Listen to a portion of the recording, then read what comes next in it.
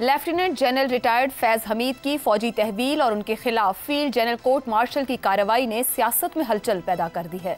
2017 से लाइमलाइट में आने वाले फैज हमीद को 2019 में ISI का सरबराह मुकर्रर किया गया। बतौर DG ISI Faiz Hamid PTI और वजीर आजम इमरान खान के बहुत ही करीब समझे जाते। इस कुर्बत का तासुर खुद बानी PTI के मुतादिद बयानात से भी मजबूत हुआ। साबिक वजीर आजम अक्सर हुकूमती और इंतजामी मामलात में lieutenant general retired Faiz Hamid के हवाले से बात करते हुए नजर आते। वो खुद एतराफ़ कर चुके हैं कि उन्होंने फैज हमीद की ज़ेर क़यादत ISI को अपनी इत्तेहादी हुकूमत को बरकरार रखने के लिए इस्तेमाल किया। पाकिस्तानी वज़ीर आज़म और एजेंसी के सरबराहों के दरमियान लव एंड हेट का ताल्लुक तो रहा, मगर इस तरह के मिसाली ताल्लुकात की कोई नज़ीर नहीं मिलती। साबिक DG ISI फैज हमीद सियासी मामलात समेत मुखालिफिन को जेलों में डालने, कानून साजी, एतमाद के वोट के लिए असेंबली इजलासों में अरकान की हाजिरी पूरी करवाने और बजट मंजूर करवाने के मामलात में भी मुलव्विस रहे। ऐसी खबरें भी सामने आई कि पार्लियामेंट में एक कमरा मखसूस था जहां फैज हमीद से मुंसलिक एक ऑफिसर बैठते थे और असेंबली के इजलास पर नजर रखते थे। Lieutenant general retired Faiz Hamid को 2021 में ISI के सरबराह के ओहदे से हटा दिया गया। इस तब्दीली से फौज और हुकूमत के ताल्लुकात में तलखियां पैदा होने की खबरें सामने आईं। इसी दौरान ये चहमगोइयां भी हुई कि सुनाई दी कि साबिक वजीर आजम लेफ्टिनेंट जनरल फैज हमीद को पाकिस्तानी फौज का नया सरबराह मुकर्रर करना चाहते हैं। वो फौज के सरबराह तो न बन पाए, मगर बहुत से सियासी और सहाफती हलकों के मुताबिक नवंबर 2022 में फौजी सरबराह बनने की ख्वाहिश में वो इस हद तक आगे चले गए कि जिसकी कोई नज़ीर नहीं। अब DG ISPR के मुताबिक रिटायरमेंट के बाद पाकिस्तान आर्मी एक्ट की खिलाफ वर्जी के मुताद्दिद वाक़यात भी सामने आए हैं। वो फैज हमीद के ऐसे ही कारनामों के तनाजुर में देखा जा रहा है, जबकि यही वो नुक्ता है जिस पर लोग शकूक व शुबहात का इजहार कर रहे हैं कि रिटायरमेंट के बाद क्या बड़े बड़े इक़दामात हुए जिनके अंदर ISI के साबिक चीफ मुतहर्रिक रहे। पाकिस्तान के बहुत से संजीदा हल्के अप्रैल 2022 के बाद से ये दावे करते आए हैं कि बानी PTI को अब भी सिस्टम के अंदर से हिमायत मिलती है। अगर ये दावा दुरुस्त है तो क्या जनरल रिटायर्ड फैज हमीद के खिलाफ कार्रवाई के बानी PTI और PTI पर ही नहीं बल्कि मुल्क की सियासत पर भी इंतहाई अहम असरात मुरत्तब होंगे? इसी मामले पर गुफ्तगू रहेगी। पैनल में हमारे साथ हैं हसन निसार, शहजाद चौधरी, अबसार आलम और इफ्तिखार अहमद साहब। प्रोग्राम का सवाल आप सभी के लिए। Lieutenant general retired Faiz Hamid के खिलाफ रिटायरमेंट के बाद पाकिस्तान आर्मी एक्ट की खिलाफ वर्जियां साबित हुई। ISPR बानी PTI की सियासत पर क्या असरात मुरत्तब होंगे? हसन निसार साहब, ये क्या रियलिटी चेक दे दिया गया है बानी PTI को? आप उनकी सियासत पर किस तरह के असरात देखते हैं आने वाले दिनों में? देखें आशा, मेरे नज़दीक तो बानी PTI की सियासत पर उनके अपने जो है ना ज़ाती असरात ही फैसला कौन होंगे, बाकी सब कुछ सान भी होगा। He is an exception that way. आपके ख्याल में जी उनकी ज़ात ज़्यादा हम होगी, लेकिन जो जनरल फैज हमीद का सियासी तौर पर किरदार रहा या ये गुफ्तगू हो रही है कि स्ट्रेटेजिकली चीज़ें या गाइडलाइंस दी जाती रहीं, PTI के लिए कहा जाए कि आसानी रहेगी या आप उनके लिए पॉलिटिकल इम्प्लीकेशंस देखते हैं? नहीं, मैं ज़ाती तौर पे कोई इम्प्लीकेशंस नहीं देखता। मामलात आसान रहेंगे, कोई सियासी असर नहीं आएगा? जी आसान रहेंगे। हाँ, शायद को बेहतरी हो। किसके लिए? PTI के लिए, बानी PTI के लिए? कहानी दोनों के लिए। ठीक, ये कहानी कोई और मोड़ मुड़ सकती है। और मोड़ से क्या मुराद आपकी? वो अगर आ गया तो मैं याद दिला दूंगा आपको। ठीक है, मतलब बड़ा मोहतात है आप। इतने मोहतात तो शायद कल वो जो प्रेस रिलीज या डिस्कशन हुई वो भी नहीं, मगर आपने आज एहतियात की इंतहा कर दी है। अबसार साहब, मैं आपकी जानिब आऊँ? बस वो जरूरी है। ठीक है, इख्तिदार से माजूली के बाद भी बानी PTI को बहुत से अहम मामलात पर फैज हमीद की अहम गाइडेंस मिलती रही। बानी PTI का मौजूदा क़यादत के खिलाफ रवैया देखें, बयानात देखें, तल्ख हैं, इंतहाई गैर लचकदार रवैया है। क्या ये आपको लगता है कि उनकी अपनी सोच और अप्रोच है या मुबैना गाइडेंस के नतीजे में वो इस तरह के रिएक्शंस पिछले साल, 1.5-2 साल में देते रहे हैं? कौन? खान साहब जी, देखिए आयशा, जो इतलात हैं ना आ रही हैं अभी, देखिए मैं खुद तो नहीं बैठा वहाँ देख रहा चीज़ें, हमारे सोर्सेज हैं, सुन रहे हैं। ये 9 मई का जो शोर हमने मचाया हुआ है सब ने इतने अरसे से, और हम ताने भी देते रहे हैं कि जी 9 मई पे सज़ा नहीं हुई, ये नहीं हुआ, वो हुआ, और कुछ नहीं निकलेगा।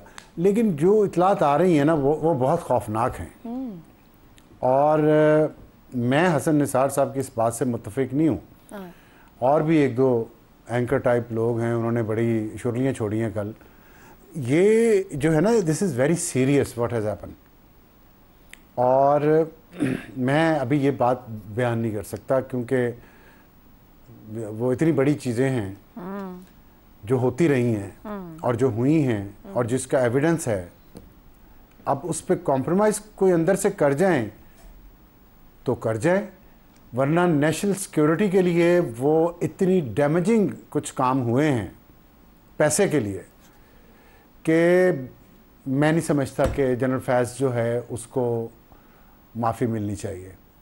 मैं किसी के सख्त सज़ाओं के हक़ में नहीं हूँ, सज़ाए मौत का भी मैं हामी नहीं हूँ, लेकिन ये जो हाउसिंग सोसाइटी वाला तो कुछ है ही नहीं है। ये तो आप समझिए कि कुछ भी नहीं है, ये रैपर भी नहीं है। फतह कलामी की माजरत, हाउसिंग सोसाइटी का मामला तो करीबन 6 साल पुराना है, बड़ी तफसील से उस वक्त आया भी सामने, मीडिया में भी रहा।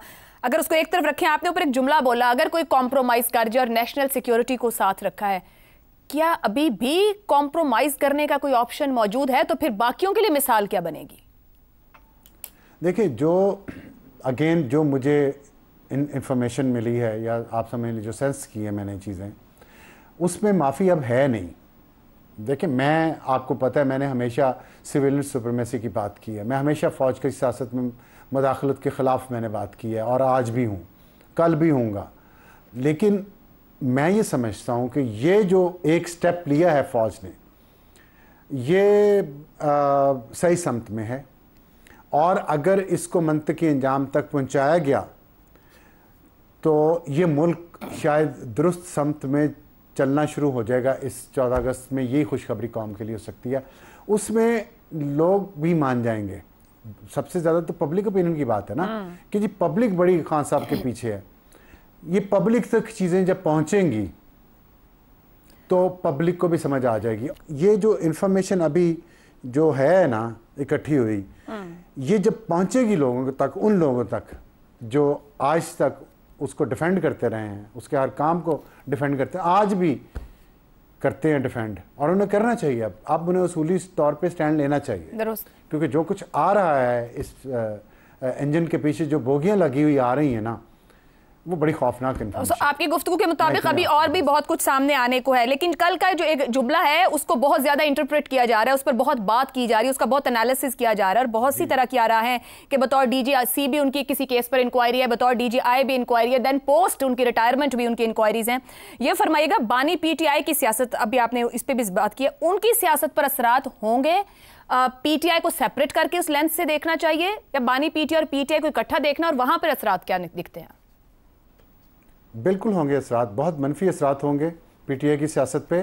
और वो जो 9 मई का वाक़या जो है ना, वो जितना कुछ यहाँ नज़र आया ना, जितनी जगहों पे कब्ज़े हुए हैं, और जिस ऑफिस में ऐसे ऑफिसेज़ में लेके जाया गया है मुजाहिरीन को, और वो तबाह हुए भी हैं कुछ, और तबाह करने की कोशिश भी की गई है, और एक ऐसी जगह कब्ज़ा किया जाना था मैं जिस पे बात भी नहीं कर सकता। और वो ये प्लान का हिस्सा था 9 मई के, और वो नहीं हुआ, वो सारा एविडेंस है। तो उसमें सियासत नहीं थी, ये सियासत से ज़्यादा कुछ, ये ज़ाती वजाहत, फैशिज़म 2 लोगों का 3 लोगों का था, और उसमें उनका ख्याल था कि हम सारा निज़ाम ही उल्टा देंगे, और उस पर तैयारी हुई थी। मगर सर साहब, अब तो 9 मई को 1 साल से ज्यादा हो गया, क्या सिर्फ एक फैज हमीद को पकड़ना या उनकी इंक्वायरी से वो सारे ताने बाने मिल जाएंगे, वो सारी चीजें इतनी अयां हो जाएंगी कि अभी तक जो प्रोसिक्यूशन पर सवाल है, अदालतें कह रही हैं कि कुछ लाइन तो कोई बात होगी, वो सब कुछ कवर हो जाएगा इस एक शख्स एक ट्राई से? ना, नहीं, एक शख्स नहीं, 52 लोग और भी पकड़े गए हैं साथ उनके, और एक शख्स और है, वो या तो इस बोझ को लेने से इनकार करेगा या बोझ लेगा। पॉलिटिकल है? नहीं, पॉलिटिकल नहीं है। Okay. उसे या तो मानना पड़ेगा कि मैं ऑन बोर्ड था, या ये मानना पड़ेगा कि मुझे नहीं पता था। दुरुस्त हो गया। तो चॉइस उनकी है, ठीक है, उस शख्स की, कि वो अपना बोझ उतार के फैस पे डालते हैं या फिर जिम्मेदारी लेते हैं। ठीक है जी। शहजाद साहब, ये मामला हमारे सामने, अगर हम इसको थोड़ा पीछे ले जाएं तो एक बाजवा डॉक्ट्राइन यहाँ पर भी डिस्कशन होती रही, एक पूरा सिस्टम उसके नीचे तरतीब पाया, जिसके अंदर हम पीटीआई, हम अदलिया, जजेस, मीडिया के हिस्सों की बात करें, सबका अपना अपना किरदार रहा। क्या अब इस डॉक्ट्राइन की नाकामी के बाद सिर्फ एक शख्स के ऊपर सब कुछ रखकर हम सॉर्टेड आउट कर लेंगे मामले को, या हमें पूरे के पूरे डॉक्ट्राइन को सॉर्टेड आउट करने की और एक मंतकी तौर पर उसे सीखने की जरूरत है कि हुआ क्या और क्यों? देखिए, आपके सवाल में ये प्रेमाइस ये है कि जो कहा जा रहा है वो बिल्कुल दुरुस्त है, यानी कि जनरल फैज़ हमीद जो है उसका बहुत गहरा ताल्लुक है इमरान खान की सियासत के साथ।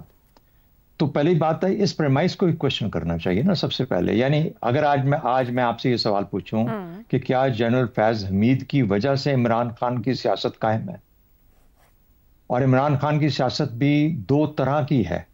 एक वो सियासत जिसको फॉर्मल सियासत, पार्लियामेंट की सियासत, एक इलेक्शन की सियासत, एक हिस्सा है सियासत का, और एक वो हिस्सा है जो 8 फरवरी को सामने आया, जिसके अंदर के हर किस्म के जोर के बावजूद लोगों का एक जो सोच का अंदाज था वो सामने आया।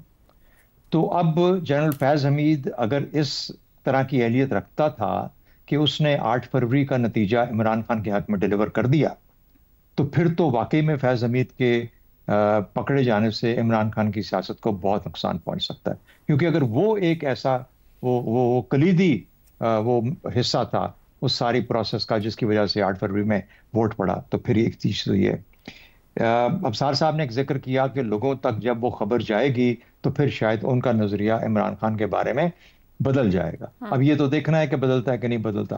अभी तक तो कुछ नहीं बदला। यानी इमरान खान के बारे में जिस किस्म की गुफ्तगू की जाती रही है या की जाएगी या हो रही है आजकल, उसके बावजूद उसकी सियासत को फर्क नहीं पड़ा। आगे आप फैज़ हमीद की बात देखिए, आपका सवाल असल में हमारा सब्जेक्ट इमरान खान नहीं फैज़ हमीद होना चाहिए। फैज़ हमीद के 2-3 कुछ इश्यूज हैं जो कि देखने वाले हैं। एक तो जब DGI-SPR ने टॉप सिटी का नाम लिया है तो हमें फिलहाल टॉप सिटी तक ही रहना चाहिए।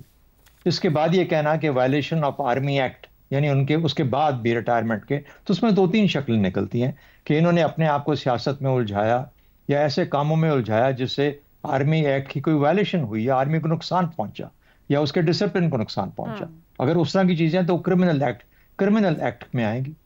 जब कोई शख्स रिगार्डलेस ऑफ हिज पोजीशन, सदर हो, जो मर्जी हो, साबिक हो, रिटायर्ड हो चुका हो, तो जब उसके ऊपर कोई क्रिमिनल एक्ट आता है तो वो फिर क्रिमिनल एक्ट के नीचे उसके ऊपर प्रोसेस होना होता है, उसको सजा मिलती है।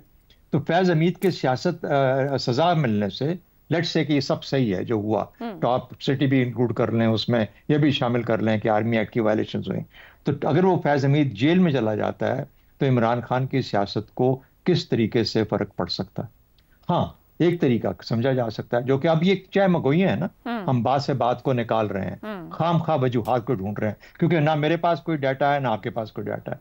हम वो जो सोशल मीडिया या कही गई बातें हैं, बार बार दोहराई बातें, उन्हीं की बुनियाद पे अपनी बात करते हैं। सर, हम तो सिर्फ DGI-SPR का स्टेटमेंट ही ले रहे हैं शहजाद साहब, जिसमें वो खुद कह रहे हैं कि रिटायरमेंट के बाद उन्होंने खिलाफ वर्जियां की जो साबित हो चुकी हैं। तो जाहिर डिटेल्स तो वो देंगे। हम उसी बुनियाद पे बात कर रहे हैं कि खिलाफ वर्जियां या तो डिसिप्लिन की हो सकती है, पॉलिटिकल इंटरवेंशन या पॉलिटिकली स्ट्रेटेजाइज किया गया हो किसी के लिए, तो यही बात हो सकती है। तो अगर तो ये है कि वो पॉलिटिकल पार्टी किसी को ज्वाइन कर गए थे उस दौरान में, तो फिर तो बिल्कुल उन्होंने वायलेशन की, एक एक्ट की। अगर उन्होंने 9 मई का हिस्सा बना और उसको स्ट्रेटेजाइज किया 9 मई को, तो फिर तो एक बहुत बड़ा क्रिमिनल एक्ट किया, उसकी भी सजा मिलनी चाहिए। और अगर वो ये बात मान लेते हैं और अपने उसमें तहकीकात में बाकी चीजें, फिर उससे दायरा फैलता है, तो फिर और भी लोग उसमें शामिल हो सकते हैं। ठीक। तो ये हम आज, लेकिन जो मेरा कंसर्न है ना वो ये है कि सिर्फ फैज़ हमीद की बात नहीं है, ये हर DGI-SI की बात है, आने वाले DGI-SI की भी बात है, जो आज है उसकी भी बात है। उसके रोल पे किस किस्म का कदगन हम लगाना चाहते हैं। उसके 2 रोल हैं, उसका सियासी रोल तो असल में है ही नहीं। भुट्टो साहब ने जो काम किया था वो जनरल कियानी ने एक ऑर्डर के तहत उसको खत्म करने की ठानी, हुई या नहीं हुई दूसरी बात है। लेकिन ये भुट्टो साहब के ज़माने में पॉलिटिकल उसका रोल शुरू हुआ है सही का, आहिस्ता आहिस्ता बढ़ता हुआ इस हद तक पहुंच गया कि आज हम मौजूद बहस बना के बैठे हैं। तो मैं तो ये जानना चाहता हूं कि DGISI शहजाद साहब, ये प्रेस रिलीज कहती है कि उन्होंने पोस्ट रिटायरमेंट जो किया है, पोस्ट रिटायरमेंट कैसे चैलेंज होगा DGI जब वो DGI है ही नहीं, और अगर तब वो इख्तियारात या अपने असर और रसूख का इस्तेमाल कर रहा है तो डिकोरम ही तोड़ रहा है ना। फिर उसको किसी कदगन से के साथ तो नहीं मिलाया जा सकता है, किसी DGI पे कोई कदगन लगने जा रही है। एब्सोल्युटली राइट, बिल्कुल ठीक कह रही हैं आप, बिल्कुल ठीक कह रही हैं। और यही तो हम कह रहे हैं कि जब तक हमारे सामने हकायक नहीं आ जाते तो उस वक्त तक मैं और आप ये तयन नहीं कर सकते कि वो कितना बड़ा क्रिमिनल है और उसको किस किस्म की सजा मिलनी चाहिए।